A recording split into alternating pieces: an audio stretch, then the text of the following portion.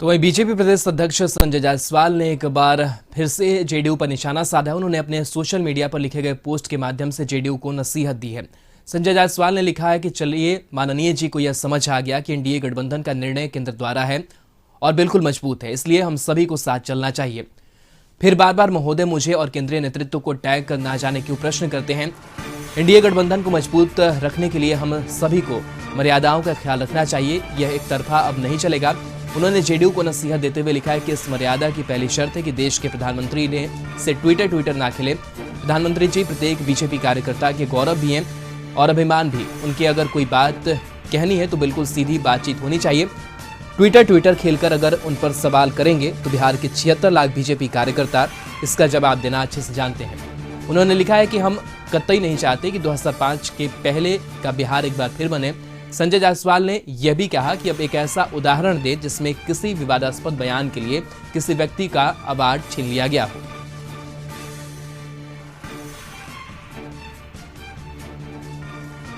तो ये लंबा पोस्ट संजय जायसवाल का, और लगातार बीजेपी और जेडीयू में जो घमासान है वो मचा हुआ है। और जिस तरीके से सम्राट अशोक औरंगजेब की तुलना हुई, उस पर सियासी जो माहौल है वो गर्म हुआ। और अब शराब को लेकर के, नालंदा में शराब से 13 की अब तक मौत हो चुकी है। इन तमाम मुद्दों को लेकर के जेडीयू और बीजेपी आमने सामने हैं। जो प्रदेश अध्यक्ष संजय जायसवाल हैं, चाहे जेडीयू संसदीय बोर्ड के अध्यक्ष उपेंद्र कुशवाहा हो, वो लगातार प्रतिक्रियाएं इनके सामने आ रही है। और इसी बीच लगातार जेडीयू प्रवक्ता और बीजेपी प्रवक्ता की तरफ से भी जो ट्विटर वॉर हैं वो खेले जा रहे हैं। और इस पूरी खबर पर ब्यूरो चीफ अशोक मिश्रा जी हमारे साथ जुड़ेंगे। अशोक जी, लगातार काफी लंबे समय से जो प्रकरण है वो चल रहा है, सम्राट अशोक से लेकर के औरंगजेब से लेकर के अब शराब से मौतें हुई हैं, इन तमाम मुद्दों को लेकर के बीजेपी और जेडीयू लगातार एक दूसरे पर कटाक्ष करती हुई नजर आ रही है और बयानों के दौर का जो सिलसिला है वो लगातार जारी है। किस तरीके से इस सियासी माहौल को देख रहे हैं? देखिए राहुल, बीजेपी और जदयू के बीच जो ये रार है या तकरार है, इसके पीछे आप कह सकते हैं कि पर्दे के पीछे दूसरी कहानी है। चूंकि अभी तक जदयू यह मान रही थी कि उत्तर प्रदेश के चुनाव में बीजेपी के साथ उसका गठबंधन होगा, और वैसी परिस्थिति में जदयू यूपी में भी बीजेपी के साथ खड़ी होगी और जदयू को इसका कुछ न कुछ राजनीतिक लाभ मिलेगा। यानी कि बीजेपी जदयू के गठबंधन से यूपी में जदयू को पैर पसारने की जगह मिलेगी। लेकिन बीजेपी नेतृत्व ने जदयू को निराश किया है और यही वजह है कि जदयू ने बीजेपी पर दबाव बनाने के लिए एक रणनीति के तहत सम्राट अशोक के मामले को उछाला था। और यही वजह रही कि सम्राट अशोक के मामले को लेकर के जदयू ने जिस तरह से बीजेपी पर हमला किया था, बीजेपी बैकफुट पर आई थी। और प्रदेश अध्यक्ष बीजेपी के संजय जायसवाल ने दयानंद सहाय, जिन्होंने नाटक लिखा है सम्राट अशोक के बारे में, तो उनको पद्मश्री मिला हुआ है, केंद्र सरकार ने दिया है राष्ट्रपति के तरफ से। तो उनके खिलाफ उन्होंने बिहार में एफआईआर दर्ज कराया है। तो इस तरह से बीजेपी बैकफुट पर थी। लेकिन बिहार में और खास करके नालंदा में जो जहरीली शराब से 13 लोगों की मौत हुई है, यह इस मौत पर बीजेपी को एक बहुत बड़ा मौका मिल गया। और यही वजह है कि आप देखिए सिलसिलेवार ढंग से, तो नालंदा में मौत की पुष्टि होने के तुरंत बाद ही जिस तरह से बीजेपी के प्रवक्ताओं ने हमला बोला है सरकार पर, निश्चित रूप से बीजेपी जो सम्राट अशोक के मामले में बैकफुट पर आई थी, उस पर उसका बदला लेने के लिए आप कह सकते हैं जदयू पर दबाव बनाने के लिए इस नालंदा के मुद्दे को बीजेपी ने उछाला है।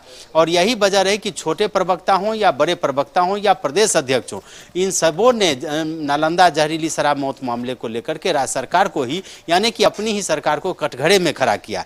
लेकिन बीजेपी के जो नेता हैं, उनके हमले पर जदयू ने फिर पलटवार किया और जदयू ने कहा कि सम्राट अशोक के मामले को लेकर के जो बीजेपी बैकफुट पर थी, उस मामले को एक तरह से उस पर पर्दा डालने के लिए बीजेपी के नेता शराबबंदी मामले को लेकर के सरकार को घेर रहे हैं। और जदयू के नेताओं का मानना था कि चूंकि मुख्यमंत्री नीतीश कुमार शराबबंदी कानून को लेकर के अपने सहयोगी दलों की भी कोई बात नहीं सुनते, और दूसरी बात है कि यह जो विभाग है वो जदयू के मंत्री सुनील कुमार के जिम्मे है। तो ऐसी परिस्थिति में में जदयू नेताओं को लगा कि यह सीधा सीधा हमला नीतीश कुमार और जदयू पर है बीजेपी के नेताओं के द्वारा। वैसी परिस्थिति में फिर उपेंद्र कुशवाहा मैदान में उतरे और उन्होंने पलटवार किया। लेकिन आज संजय जायसवाल ने जिस तरह से सलीके से, चूंकि कल उपेंद्र कुशवाहा ने कहा था कि संजय जायसवाल की बातों का आप वह नोटिस नहीं लेते, चूंकि उन्होंने जो सवाल उठाए हैं कि नालंदा की जो घटना है वो पुलिस और प्रशासन और शराब माफियों का गठजोड़ है, तो सरकार में तो बीजेपी भी शामिल है। तो उपेंद्र कुशवाहा ने यह सवाल उठाए थे, तो फिर पार्टी थोड़े सरकार चलाती है, सरकार में बीजेपी शामिल है तो बीजेपी क्यों यह सवाल उठा रही। उसी का आज फिर सिलसिलेवार ढंग से संजय जायसवाल ने जवाब दिया है अपने सोशल मीडिया के माध्यम से, और उन्होंने कहा है कि जो पद्मश्री पदक दिए गए हैं दयानंद सहाय को, वह राष्ट्रपति ने दिया है, तो ऐसी परिस्थिति में प्रधानमंत्री उसको वापस कैसे ले सकते हैं। दूसरी बात है कि जायसवाल ने उदाहरण देते हुए कहा कि हरियाणा का जो पहलवान था वह हत्या के आरोप में सिद्ध हो चुके हैं, लेकिन उसका भी पद्मश्री अभी तक वापस नहीं लिया जा सका है। और जायसवाल ने कहा कि 74 वर्षों यानी कि आज़ादी के 74 वर्षों के बाद ऐसा अभी तक यह परंपरा नहीं रही है, ऐसा कोई कानून नहीं रहा है कि जिसे पद्मश्री या कोई अवार्ड दिया जाए उसको वापस लिया जा सके। तो इस तरह से संजय जायसवाल ने कटघरे में खड़ा किया है जदयू नेताओं को, और उन्होंने कहा है कि 2005 की स्थिति आप ना आने दें, और उन्होंने यह भी कहा है कि आप लोग ट्विटर खेलना बंद करिए। बिल्कुल अशोक जी, तो 2005 की स्थिति नहीं आने देने की बात कही गई है, और लंबा जो प्रकरण है वो चल रहा है, कभी जातीय जनगणना पर, कभी शराब को लेकर के, तो कभी औरंगजेब को लेकर के, लगातार जो कह सकते हैं कि एक दूसरे पर वार पलटवार है वो चल रहा है। और ऐसे में जो किरकिरी है वो भी हो रही है, क्योंकि लोगों को भी कहीं ना कहीं समझ में आ रहा है कि जिन 2 घटक दलों को, 3 घटक दलों को हमने एक साथ मिलकर के सरकार चुना है और वो लोग आपस में इस तरीके से लड़ झगड़ रहे हैं, तो क्या लगता है कि ये काफी लंबा और वक्त खींचेगा, या फिर जो ये दूरियां हैं या फिर तलकियां वो खत्म होगी, और इससे आने वाले सियासी समय में कितना असर इसका पड़ेगा? को लेकर के जदयू और बीजेपी का केंद्रीय नेतृत्व वेट एंड वॉच की स्थिति में है। आप यह कह सकते हैं कि कोरोना संक्रमण होने के चलते मुख्यमंत्री नीतीश कुमार अभी चुप्पी साधे हुए हैं, मौन हैं, और नीतीश कुमार के द्वारा अभी कोई प्रतिक्रिया नहीं दी गई है। हालांकि आज जो संजय जायसवाल ने जो सवाल उठाया है उसको लेकर के जदयू के किसी बड़े नेताओं ने कोई प्रतिक्रिया नहीं दी है। तो ये जो कोल्ड वॉर चल रहा है उस पर दोनों दलों के केंद्रीय नेतृत्व की नज़र है। लेकिन आप यह समझना अभी है कि उत्तर प्रदेश के चुनाव परिणाम तक अभी जदयू और बीजेपी के गठबंधन में कोई दरार नहीं होगी, कोई खलल पैदा नहीं होगी, नंबर 1। दूसरा, जदयू की रणनीति है कि उत्तर प्रदेश के बहाने ही बिहार में जो 24 विधान परिषद की सीटें हैं उस पर बराबर की हिस्सेदारी के लिए जदयू चाहती है बीजेपी पर दबाव बनाया जाए। बीजेपी इस मामले को भली भांति समझती है, और यही वजह है कि बीजेपी के नेता 2 कदम आगे और 2 कदम पीछे चल रहे हैं। यानी कि प्रदेश नेतृत्व ने जिस तरह से हमला किया है, उसके बाद फिर प्रदेश नेतृत्व ने आज जिस तरह से 2005 की याद दिलाई है, तो उन्होंने जदयू के नेताओं को नसीहत दी है कि इस गठबंधन को अच्छे तरीके से चलने दीजिए, ताकि जो रावण के भेष में, यानी कि आरजेडी पर निशाना है कि जो पब्लिक को एक तरह से ठगने का काम कर रही है और बता रही है कि हमें सुधार आ गया है, वो स्थिति आने की नौबत न आने दे।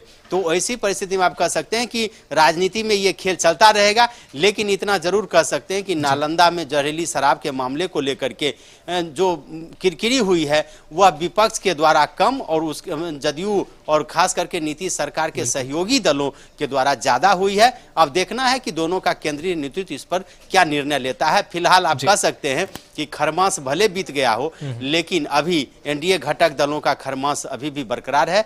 हालांकि इसका क्या परिणाम होगा ये आने वाला वक्त बताएगा। बिल्कुल, बहुत बहुत शुक्रिया अशोक जी तमाम जानकारी के लिए। तो कहीं ना कहीं कह सकते हैं कि लगातार जो तलखियत है और जो शीतवार है वो चल रहा है। देखने वाली बात हुई कितना वक्त लगेगा इस पर विराम लगने के लिए, क्योंकि लगातार किरकिरी हो रही है और विपक्ष को भी मौका मिल गया है।